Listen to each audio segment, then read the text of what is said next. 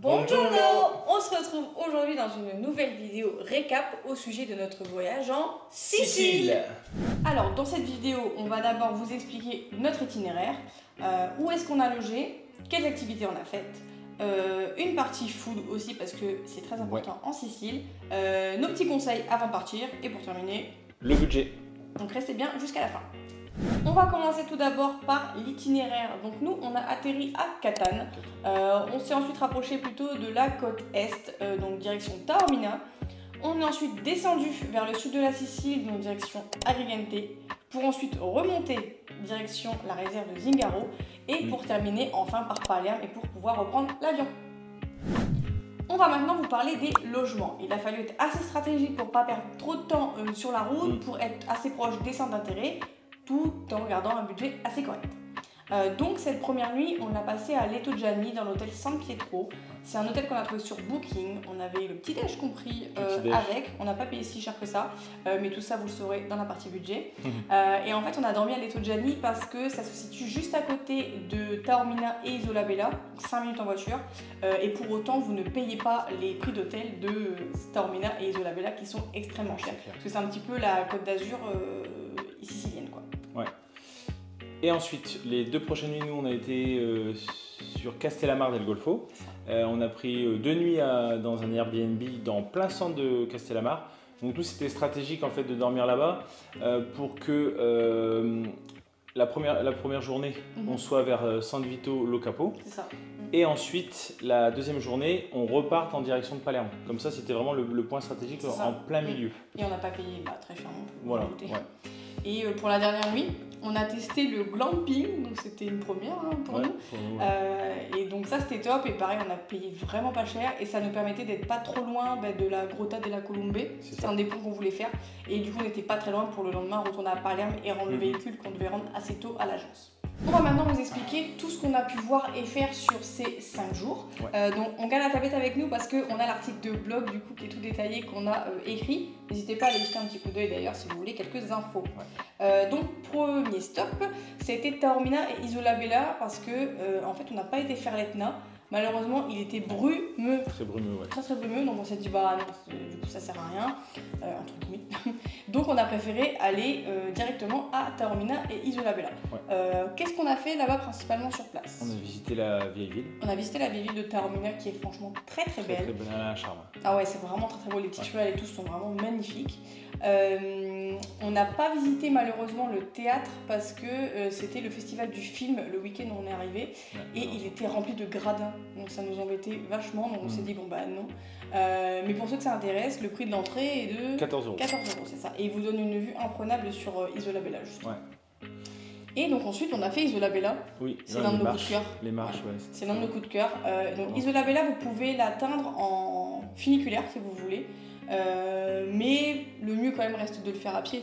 À pied, il faut s'accrocher physiquement, mais par contre il faut descendre les 300-400 marches à peu près. Il y a beaucoup de marches à descendre. Mais tout le long vous avez une vue magnifique. Et sur Isola Bella, c'est clair. Et donc une fois qu'on est descendu, on a profité de la plage d'Isola Bella. Et par contre ce qu'on vous conseille c'est d'y aller le matin, parce que nous on y est arrivé l'après-midi. C'était déjà rempli de monde. Donc, mais le lendemain matin, on l'a fait tôt le matin du coup. Ouais, c'est ça. Et là par contre, personne. Ouais, on était vraiment tranquille. Ouais, c'est clair. Alors le prochain, c'était la vallée des temples, d'Agrigente. Donc il y a plusieurs temples, il y en a 7 de souvenirs. Nous on a fait que les 2 principaux. Ils sont très éloignés les uns des autres. En fait, les 2 premiers qui sont les plus connus sont assez l'un à côté de l'autre, proches, Et par contre les autres sont beaucoup plus loin, ils louent même des locations de trottinettes, etc. Donc le prix d'entrée est de 17 € et c'est vraiment beau à voir si vous aimez l'histoire. C'est des ruines grecques. Ouais, ça transporte vraiment d'un autre monde, franchement. Franchement, de ouf. On se dit, putain, il y a des choses comme ça qui ont existé à un moment. C'est clair, c'est très grand, c'est grandiose quand même, je trouve. Donc après, un conseil, faites-le soit au lever ou au coucher du soleil. Nous, on a opté après, si vous aimez la chaleur, mais nous, on a opté sur le coup de 14 h, il n'y avait vraiment personne pour le coup. Vu qu'il faisait 35 degrés. 35 degrés en plein soleil. Allez voir le vlog, on est juste ici. Prenez des bouteilles d'eau. Ouais, c'est clair. Et puis ensuite, après la vallée des temples, on a été direction la Scala dei Turchi. C'est à 10 minutes en voiture, c'est vraiment pas loin, c'est vraiment à faire parce que souvent, moi de ce qu'on a vu, beaucoup le zappent ce côté-là. Et donc c'est sur les côtes. Et c'est les falaises en fait toutes blanches. Ouais, c'est vraiment magnifique. C'est vraiment blanc, c'est impressionnant. Et le contraste de la falaise blanche avec le bleu de l'eau, c'est vraiment trop, ça vaut vraiment le coup d'œil. Donc à savoir que vous pouvez être en haut des falaises, vous pouvez admirer vraiment le paysage, ou alors vous pouvez payer, mais ça se passe en bas au niveau pour marcher dessus. Ouais, c'est pour marcher dessus, c'est l'entrée de 5 €. Donc ça c'est au choix. Troisième stop, on est donc parti vers San Vito Lo Capo et la réserve du Zingaro. C'est là-bas qu'on a fait notre première expérience snorkeling. On a fait une sortie en bateau avec la société Nautical Service d'Icatia. On vous mettra la fiche Google de toute façon sur l'écran. Franchement, c'était génial. Déjà, le paysage est absolument incroyable. Ouais. Je pense que toi... moi, c'est mon coup de cœur. Ouais, voilà. Moi, j'ai un coup de cœur. Vraiment, c'est San Vito. Franchement, non, j'ai adoré. C'est San Vito. Ouais. La plage est magnifique. Avec il y a la fameuse roche qui est très connue, franchement c'est splendide, mais la sortie en bateau on vous le conseille vraiment. Du coup vous voyez la réserve de Zingaro d'une autre manière, parce que du coup on l'a pas fait à pied, on l'a fait en bateau. Les vues sont incroyables, franchement je répète, mais le bleu de l'eau, le vert sur les falaises et tout, c'est incroyable. Ça fait bleu Caraïbe je crois. Ah ça fait Caraïbe, le monsieur nous disait dans le bateau, franchement ça fait vraiment bleu Caraïbe. C'est l'eau la plus bleue qu'on ait vue en Europe. Pour l'instant. Mais on a payé 35 € par personne, ce qui comprenait la sortie en bateau, le matériel de snorkeling, même si nous on avait le nôtre, mais ils vous prêtent tout le nécessaire sur place, et un petit tanka également sur le temps du midi. Ça dure 4 heures, mine de rien. Vous avez plein d'explications tout au long de la balade, donc en anglais, donc ça se fait très bien. Vous avez 2 arrêts, c'est ça ? 2 arrêts pour vraiment descendre dans l'eau. Donc il y a un arrêt qui est un petit peu plus rapide que l'autre, le premier, et le deuxième vous avez vraiment 1 heure là pour vous arrêter, aller dans l'eau, manger, enfin vous faites ce que vous voulez, et franchement c'est génial. C'est génial, carrément. Prochain arrêt, c'était Scopello. Donc à savoir qu'en fait Scopello en catamaran, on l'avait fait vue du bas, et là on s'est dit vraiment il faut faire ce petit village là, et on l'a fait vue du haut. C'est ça. Vraiment très très beau à faire, on y est resté une petite heure. On n'a pas visité par contre le village, on est resté que en haut, et vraiment vous avez une vue vraiment imprenable sur tout Scopello, c'est vraiment très très beau à faire je trouve, et à savoir que vous pouvez laisser votre véhicule en haut, donc il y a un petit parking, ça coûte 3 € de l'heure. Après petit tips ou pas, je sais pas, mais le monsieur nous a laissé... on n'a pas payé. On n'a pas payé ce jour-là. Parce qu'on n'est pas resté 1 heure en fait. On est resté 50 minutes, donc il nous a dit allez-y. Mais bon, voilà, c'est le petit tips. Par contre, voilà, ça se fait une petite heure ou deux. En fait, ça dépend si vous voulez vraiment descendre dans le village, aller à la plage, ou si, comme nous, vous voulez juste profiter de la vue en haut, en fait, c'est juste ça. Et si vous restez vraiment toute la journée, c'est 12 € la journée de parking. Ouais, c'est ça. Suite à ça, on est parti à Calabianca. Donc, Calabianca, c'est une petite crique qu'on a trouvé, assez difficile d'accès. Bah oui. En fait, sur la côte, il y a beaucoup de criques. Il y a beaucoup de criques. Ça s'appelle Cala à chaque fois. Cala. Et donc là, on a certaines plus accessibles que d'autres. Voilà, c'est ça. Mais du coup, celle qu'on a faite là, Calabianca, on vous la déconseille avec des enfants quand même. Là, nous, de ce qu'on avait vu, ce jour-là, c'était un samedi, il y avait que des jeunes, une trentaine. Ouais, c'est ça. C'était la trentaine, quoi. Ouais, oui, en gros, c'était déjà à peu près de notre âge. Parce que... le chemin, il est rude. Le chemin est vraiment très rude. Mais ça en vaut carrément la peine. Carrément la peine, franchement, ça vaut. Ouais, c'était magnifique, franchement. Après, c'est le principe des criques, franchement, c'est toujours un peu inaccessible, mais une fois que vous arrivez en bas, c'est incroyable. Il y avait 20 minutes. Je me souviens, il y avait 20 minutes de descente au total. Mais franchement, la vue, elle était incroyable. C'est une de nos criques préférées, quoi. Bah oui, carrément. Activité suivante, donc il s'agit des thermes naturels de Segesta, à ne pas confondre avec les thermes payants, donc, qui est un complexe de relaxation et spa qui est juste à côté.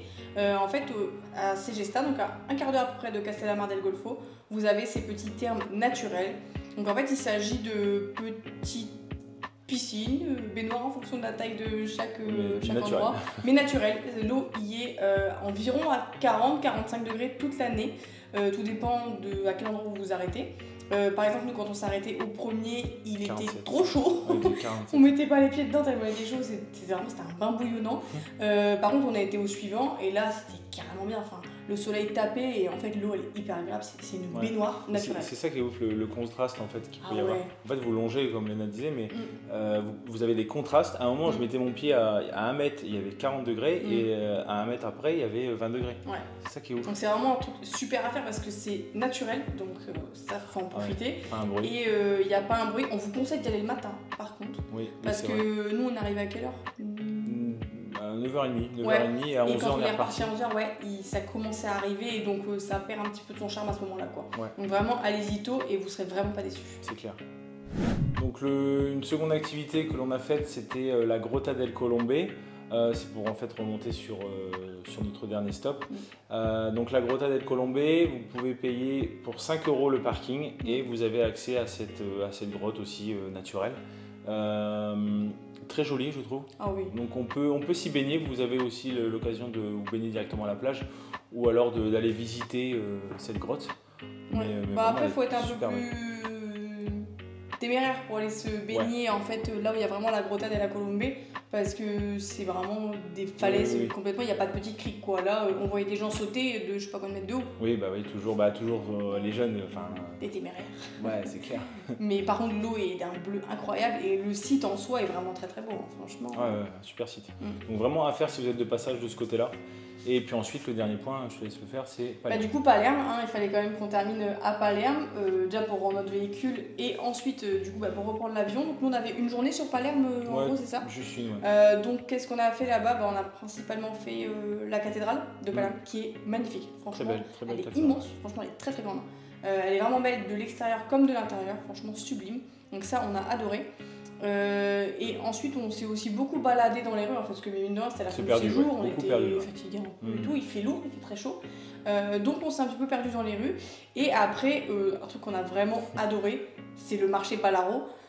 Franchement ça envoie quoi, c'est de la street food. Ça vous met carrément dans l'ambiance sicilienne, ils vous alpaguent pour que vous veniez manger sur leur stand et tout, ça sent bon, il y a de la musique, ça écrit partout, etc. Ça nous fait vachement penser à Marrakech. Mais franchement, on a adoré. C'était trop bien. C'est génial. Et ouais, du coup, il faut la street food, mais ça, pareil, on vous en parlera après. Mais voilà ce qu'on a fait à peu près à Palerme sur une petite journée, quoi. Sur une petite journée, ouais. Donc voilà ce qu'on a réussi à faire sur ces 5 jours. On va vous parler maintenant de la food. Parce que franchement, en Sicile, ils sont riches niveau food. Il y a vraiment de quoi. On s'est régalé pendant une semaine. L'une des choses qu'on a dû manger à peu près tous les jours, c'est de la glace. Voilà. Et surtout qu'on n'a pas changé de parfum. Pendant 5 jours, on a mangé la même glace. On a mangé glace pistache et glace noisette. On a juste eu une variante. Il y en a un qu'on a pris avec une brioche. C'est typique de chez eux, en fait, c'est de la brioche avec la glace à l'intérieur. Mais par contre, la pistache et la noisette, incroyable. Donc ça, c'était pépite. Ensuite, les arancini. Les arancini, ouais. Donc j'ai su, il y a peu, en mettant une vidéo sur TikTok, qu'apparemment on disait arancina à certains endroits et arancini à d'autres. Parce qu'il y en a qui sont ronds et d'autres qui sont coniques. Voilà. Ouais. Et forcément, les goûts diffèrent en fonction de ce qu'il y a à l'intérieur. Mais nous, celui qu'on a préféré, c'était quand même le ragoût. Il était un peu conique du coup pour le coup. Ouais, celui-ci était conique. Et apparemment, c'est du coup proche de l'Etna. C'est pour reprendre la forme. Ah, d'accord. Ouais. Vous pourrez nous dire en commentaire si je raconte des bêtises. Mais du coup, notre préféré, c'était celui au ragoût, même si c'était en général tous très très bons. Et en plus de ça, ça coûte pas cher, quoi. Non, on est sur une moyenne de 2,50. Ouais, c'est ça. 50, puis ça cale, franchement, ça pèse son poids. Donc, franchement, les arancini, pareil, au moins un jour sur 2. C'est clair. Ensuite, les cannolis.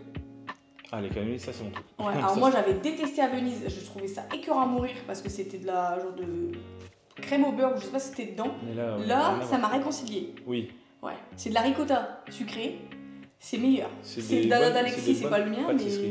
Ouais. Pareil, ça coûte pas très cher, 2,50. On avait payé ça 2,50 à Mondello. Mais ouais, faut goûter quand même parce que c'est typique de là-bas, quoi. Mais ouais, ça c'est sympa aussi à goûter. Ensuite, vous avez les pastas à la Norma. Moi, c'est ce que j'avais pris au resto à Castellammare del Golfo. C'est les pâtes aux aubergines. Après, manger des pâtes en général, de toute façon en Sicile, il n'y a pas de secret. Vous allez forcément vous régaler. Mais c'est vraiment un petit peu la spécialité. Et du coup, la dernière, et pas des moindres, sur le marché Balaro, on a goûté des abats. Donc moi, je savais que c'était la spécialité là-bas sur le marché parce qu'en fait, c'était le plat du pauvre à l'époque. Et donc, quand c'est arrivé à table, forcément, ça sentait très fort. Moi, ça me dérange pas parce que j'en mange déjà en France. Mais c'est très goûtu. Moi, j'en mange pas et ça m'a C'était bon, c'était Q barbecue. Franchement, c'était super bon. Je ne saurais pas vous redire le nom, on vous mettra quelque part parce que je ne sais pas le prononcer. Mais en gros, c'est des intestins de mouton. Voilà tout ce qu'on a mangé pendant une semaine en Sicile. Ouais. Dites-vous qu'on a oublié de vous mentionner les meilleures pizzas qu'on a mangées de la Terre. Ouais. Quand même. Les On vous pizzas. mettra l'adresse Google juste ici parce que franchement, c'est un truc de malade pour un prix absolument dérisoire. Ouais, Les premières pizzas commençaient à 4 €. Les plus chères, celles que nous on a pris, coûtaient 7 ou 8 €. La taille classique, donc comme ça, quoi. Et la familiale est à peu près comme ça. Ouais, elle était immense. Pour, Et du coup, c'était juste le double du prix de la classique. Donc vous pouvez manger au moins à 4, 5 dessus. Ouais, c'est clair. Donc voilà, meilleure pizza de notre vie. Ouais. On va maintenant vous donner quelques conseils avant de partir. Donc premier conseil, c'est de louer un véhicule. Pour nous, c'était indispensable d'en prendre un. Parce que ça nous a permis de voir des endroits hyper reculés, hors des sentiers battus, qu'on n'aurait pas pu voir si on se limitait uniquement aux transports en commun, Bah oui. même s'ils sont très bien développés en Sicile. Si vous voulez faire uniquement les grandes villes, vous pouvez totalement faire uniquement en transport en commun, mais c'était pas notre souhait, c'était pas notre envie. Donc on a loué un véhicule, et à ce sujet-là, soyez un petit peu attentifs sur l'état du véhicule quand on vous le donne, Oui. que toutes les bignes, les pètes, les jantes et tout ce que vous voulez soient bien notés sur le contrat. Pas qu'on vous les facture à vous une fois que vous allez rendre le véhicule. Donc juste soyez attentifs et insistants. Si quelque chose n'est pas noté dans le contrat, nous on allait revoir le gars qui nous a donné le véhicule, on a dit par contre ça c'est pas écrit, donc vous le mettez dans le contrat, donc pas qu'on se fasse avoir quand on allait rendre le véhicule à Palerme en fait. Ouais. Et ensuite, quand vous avez le véhicule, attention au péage. Donc là-bas, les péages, c'est pas comme chez nous en France, il n'y a pas de barrière. Donc eux là-bas, les Siciliens ont le télépass, donc ils ralentissent juste un petit peu avant et puis hop, ils traversent le péage. Mais que nous, on ne savait pas trop comment faire, donc on a regardé un petit peu et en fait, il faut prendre un ticket. Donc ça paraît tout bête, mais il faut prendre un ticket et ensuite vous payez à la sortie. Mais si vous ne prenez pas le ticket et que vous décidez de traverser parce que il n'y a pas de barrière, en fait le problème c'est que vous allez payer hyper cher à la sortie. Et donc ça il faut le savoir, bien prendre le ticket toujours. Même si la barrière est ouverte. Voilà. Ensuite, toujours à propos des véhicules, faites très attention aux ZLT, donc c'est les zones low traffic, Oui. donc c'est principalement dans les grandes villes, donc Cefalù, Catane, Palerme, etc. C'est des zones en fait qui sont destinées uniquement aux résidents, et si vous rentrez dans cette zone sans le pass, vous vous faites allumer en fait, vous prenez une amende qui est assez salée, c'est l'histoire de 120-150 € je crois, parce qu'en fait il y a des caméras dans les villes qui prennent les plaques d'immatriculation. Si vous, par mégarde, vous rentrez plusieurs fois parce que vous êtes perdu, vous allez payer plusieurs fois l'amende. Et ça arrive 6-8 mois après. Donc ça fait pas hyper plaisir. Ouais. Ce qu'on vous conseille, c'est de prendre Waze pour vous déplacer. Parce que du coup, vous pouvez décocher en fait ces zones-là dans Waze et comme ça, ils vous y amènent pas. Donc c'est plus simple. Ouais. Et un dernier point. Se garer. Et se garer, oui, c'est clair. Donc se garer, c'est pas simple du tout. Alors soit vous avez les parkings classiques, mais après, bon, par contre, ça peut vite grimper, ça peut vite piquer, ouais. Mais ensuite, vous pouvez, on va dire, facilement oui et non, vous garer dans les rues. Mais quand vous avez une voiture de location, là oui, il faut faire attention aux véhicules. Ah, comment vous garez. Et faites gaffe aux lignes aussi en fait. Mais d'une ville à une autre, les lignes sont pas alors, couleur. Les lignes, oui, c'est vrai. Il y a des lignes bleues. Alors les lignes bleues, c'est payant. Les lignes blanches, c'est gratuit. Ouais. Et ça dépend des villes. Donc bien se renseigner parce qu'il y a des villes, c'est en fait l'inverse. Alors allez savoir pourquoi, mais c'est quand même l'inverse. Donc, Et après, en général, sur la conduite, faites attention. Oui, parce aussi, que... Non, c'est plus pour dire, faites attention à tout ça au niveau de la conduite. Quoi. Ouais, ça conduit fort quand même en Sicile. Et un dernier conseil qu'on peut vous donner, c'est de ne pas prendre de véhicule à Catane et à Palerme. Si vous voulez visiter Catane et Palerme, faites-le à pied. Récupérez votre véhicule uniquement quand vous voulez aller visiter les autres villes. Ouais. Mais nous, on a rendu le véhicule à Palerme. On a fait quoi, une demi-heure dans Palerme, en voiture. C'était horrible. C'était l'horreur, ouais. Donc vraiment, restez à pied dans ces villes-là et prenez les véhicules quand vous voulez uniquement sortir de ces villes-là. Quoi. Ouais. Donc voilà nos petits conseils. Donc là maintenant on va vous parler du budget. Le budget total pour 2 personnes. Donc vous aurez 2 personnes et 1 personne. Donc le premier, on a inclus les vols. Les vols, nous on a payé 120 € au total. Aller-retour, donc on est arrivé à Catane et on est reparti à Palerme. Ensuite, les hôtels et hébergements, là nous on était à 210 €. Pour 4 nuits. Pour 4 nuits, ouais. Oui. Pour 4 nuits là-bas. Ensuite, les activités et visites. Donc, activités et visites, on en est sur 90 €. Voilà, donc de tout ce qu'on a fait. Mm. L'alimentation, là, c'est là où on s'est fait quand même plaisir. Ouais, plaisir, mais en même temps, c'est pas horrible. Hein. Oui, non, ça va. Pour 5 jours au total, on est à 195 €. Mm. La location de voiture qui avait été prise quand même en avance, Oui. on est à 150 €. On l'avait pris via Booking, de souvenir. Ensuite, l'essence, on a mis un plein presque et demi, Ouais, c'est ça. 90 €. Et là, elle est un tout petit peu plus chère qu'en France? Non, même prix? exactement pareil. Bon, même prix qu'en France. Exactement pareil. Ouais. Le parking, les parkings, s'il y en a eu plusieurs, on est à 30 € de parking, Séjour, ouais. sur tout le séjour. Et on a pris un train à Palerme pour rejoindre l'aéroport. Et ça, il faut le savoir si vous repartez vers l'aéroport, parce que Palerme aéroport, il est assez loin, je trouve. Ouais, il y a quand même une heure de distance. Et on a payé 17 €. Donc voilà pour le budget. Ce qui nous fait un total de 965 € pour 2 personnes et donc un budget par personne de 482,50 €. Voilà. Donc Bon, franchement, on est vraiment content de ce budget-là. ouais, on voulait pas dépasser 1000 ouais. psychologiquement. Donc pour 5 jours, en Sicile, c'est vraiment bien quand même. Puis on en a profité à fond. Ouais. Donc franchement, budget respecté. Budget respecté, ouais. Voilà. On arrive à la fin de cette vidéo. On espère qu'elle vous aura plu. Oui. Pour ceux qui n'auraient pas vu le vlog Sicile, on vous le met juste ici. N'hésitez pas à aller le voir. Et puis après, n'hésitez pas à nous suivre sur nos autres réseaux sociaux. Donc, Parce que le tour du monde arrive bientôt. Ouais. Et on est un petit peu plus présent sur ces réseaux-là, donc Facebook, Insta, TikTok, etc. On a aussi fait un article du coup de blog pour la Sicile et vu qu'on est super gentil, on vous a mis un petit PDF à télécharger gratuitement forcément. Comme ça, vous pouvez l'emporter avec vous pendant votre voyage. Il y a tous nos bons plans, astuces, etc. à l'intérieur. Ouais. Et puis on se dit arrivederci.